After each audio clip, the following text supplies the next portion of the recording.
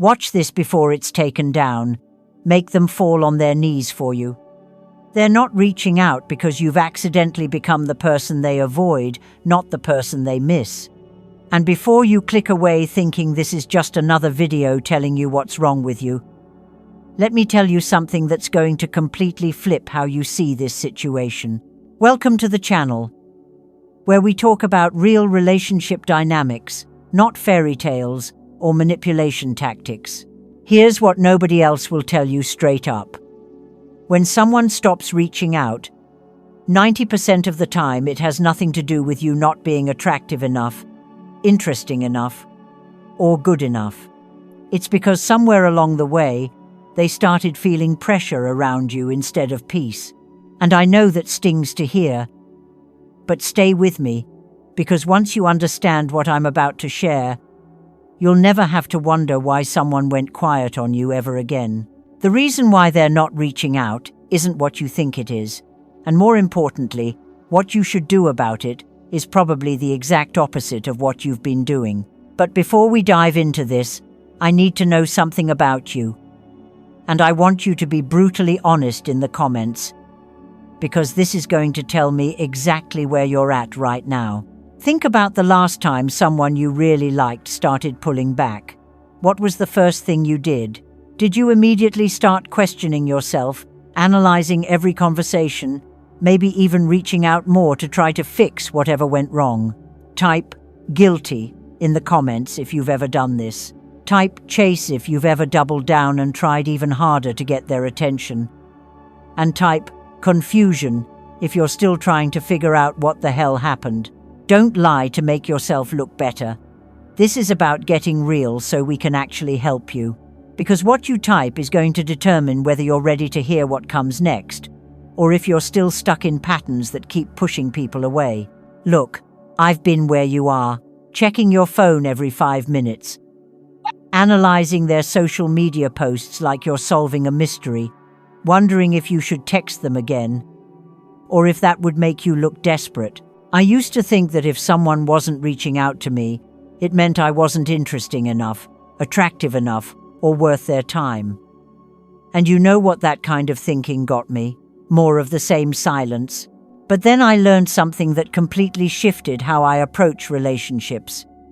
Something that not only helped people reach out to me more, but more importantly, helped me build connections that actually lasted.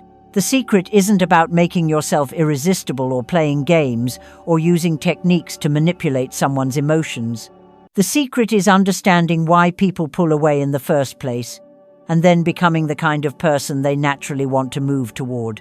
Here's what's really happening when someone goes quiet, and this might surprise you. Most of the time when someone stops reaching out, it's because they've started associating you with pressure instead of pleasure. And before you get defensive, let me explain what I mean. Think about the last few interactions you had with this person. Were you genuinely curious about their life, their thoughts, their experiences?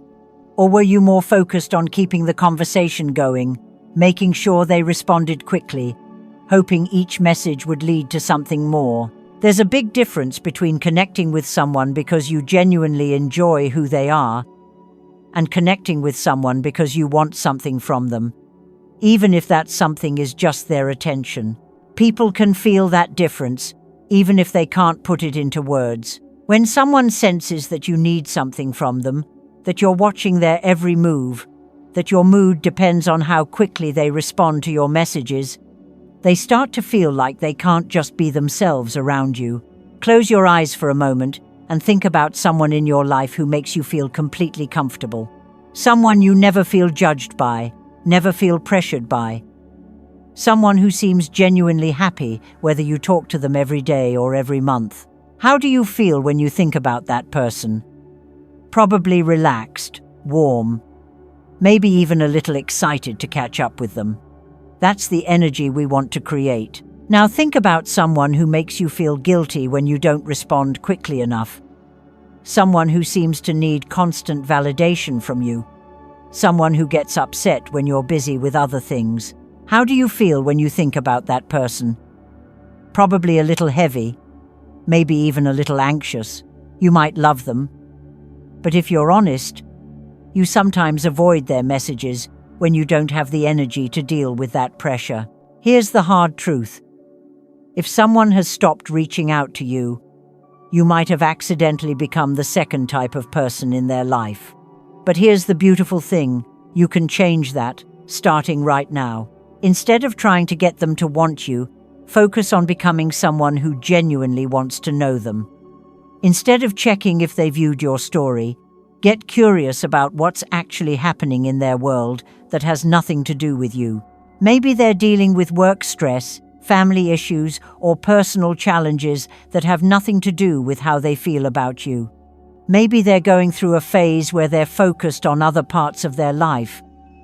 Maybe they're even dealing with their own insecurities about reaching out. Picture this. Instead of sending another, "Hey, how are you?"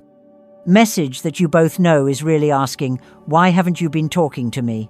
Imagine reaching out with genuine curiosity about something specific to their life. Imagine asking about that project they mentioned months ago, or that trip they were planning, or just sending something that made you think of them with no expectation of a response. Feel the difference in your body when you think about reaching out from a place of genuine interest versus reaching out from a place of needing validation. One feels light and natural. The other feels heavy and desperate. Now, imagine their surprise when they realize you're not keeping score, you're not needy. You're just genuinely interested in their well-being, whether they respond immediately or not. Picture how that changes the entire dynamic between you two. Instead of feeling like they need to manage your emotions or worry about disappointing you, they start to remember why they enjoyed talking to you in the first place. But here's the most important part. This only works if you really mean it. You can't fake genuine interest. You can't pretend not to be attached to the outcome. You actually have to shift your focus from getting something from them to giving something to the relationship. That might mean taking some time to work on yourself first, to fill your life with other meaningful relationships, hobbies, goals, and experiences, so that no single person has the power to make or break your day. When you're genuinely happy with your own life, when you have multiple sources of connection and fulfillment, reaching out to people becomes natural and easy instead of desperate and needy. And that's when people start reaching out to you. If this gave you a different way to think about your situation, if it made you realize there might be another approach you haven't tried, hit that like button. Not for me, but for you. Because that small action is you saying, "I'm ready to try something different." Subscribe so these insights show up on your feed when you need them most. Turn on those notifications because I share real relationship advice regularly, not techniques or tricks, but actual understanding about how healthy connections work. Now, I want to mention that if you're ready to dive deeper into this work, if you want personalized guidance on your specific situation, I have a membership where we explore these concepts in much more detail. You'll get access to advanced insights about building genuine attraction, healing attachment patterns, and creating relationships that actually last. But I only want people in there who are committed to doing the inner work, not just looking for quick fixes or ways to manipulate someone into wanting them. If that sounds like you, if you're ready to become the kind of person who naturally attracts healthy relationships, check the link in the description. And when things start shifting with this person, or when you realize you've attracted someone even better into your life, come back and share your story in the comments. Real growth stories inspire everyone. Here's what I want you to remember as you close this video. You are not someone who needs to chase, convince, or pressure anyone into wanting to be in your life. You're someone who lives so fully, who loves so genuinely, who's so comfortable in your own skin that people feel better about themselves when they're around you. That person who's been quiet, they're out there living their life, dealing with their own stuff, figuring out their own path. When they think of you, make sure they think of someone who added lightness to their world, not weight. Focus on becoming that person, for yourself, not for them. Fill your life with so much joy, growth, and genuine connection that whether or not they reach out becomes just one small part of a much bigger, more beautiful picture. The right people will always find their way to you when you're living like this, and the ones who don't, they're making space for someone who will appreciate the amazing person you're becoming.